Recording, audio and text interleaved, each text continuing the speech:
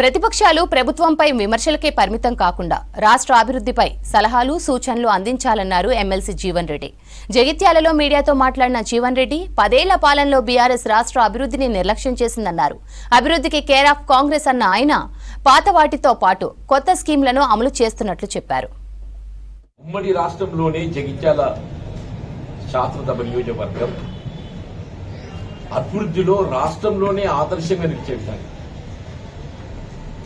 ఒక బ్రాండ్ గా నిలిచిందని చెప్పక తప్పదు. బ్రాండ్ చెప్పక తప్పదని చెప్పాలి. అభివృద్ధి అంటే 2 రకాలు ఉంటాయి. అభివృద్ధి ఒకటి సాధారణంగా విధానపరంగా చేపట్టబడే అభివృద్ధి ఒకటి ఉంది. ఇప్పుడు ఈ సాధారణంగా విధానపరంగా చేపట్టబడే అభివృద్ధి it's a uniform development. Anyway ఇప్పుడు మన దగ్గర రాష్ట్రంలో ఎప్పుడైతే 33 జిల్లా కేంద్రాలు ఏర్పాటు చేయడం జరిగిందో ప్రతి జిల్లా కేంద్రంలో ఒక మెడికల్ కళాశాల ఏర్పాటు చేయాలని ఒక విధానపరమైన నిర్ణయం తీసుకుంది. ఆ విధానపరమైనటువంటి నిర్ణయానికి అనుగుణంగా ఏదైతుందో ఇక్కడ మెడికల్ కళాశాల ఏర్పాటు చేసింది. బీఆర్ఎస్ ప్రభుత్వ హయాంలో ఎక్కడ కూడా ఒక ఎకరం కూడా సేకరణ చేయలేదు.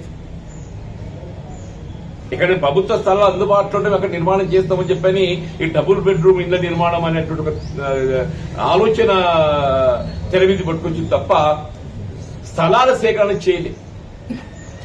ఇక్కడ ఉమ్మడి రాష్ట్ర కాంగ్రెస్ ప్రభుత్వం ఏదైతుందో స్థలం ఎక్కడ ఉంటే అక్కడ ఇల్లు కట్టుడు కాదు.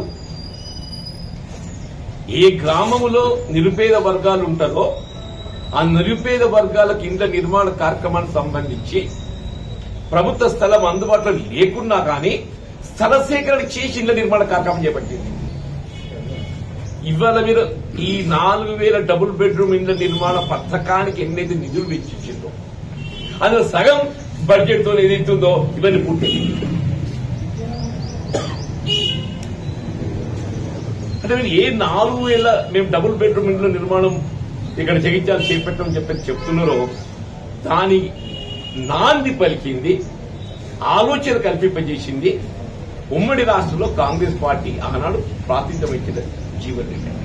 రోళ్లవాగు ప్రాజెక్ట్ చెప్తారే 10 ఏళ్ళు అవుతుంది. మా రమేష్ గారు మిత్రుడు ఇక్కడ రోళ్లవాగు ప్రాజెక్టే 60 కోట్ల అంచనాతో మంజూరైతే 130 కోట్ల వీధి తప్ప ఇంతవరకు పూర్తి కాలేదే.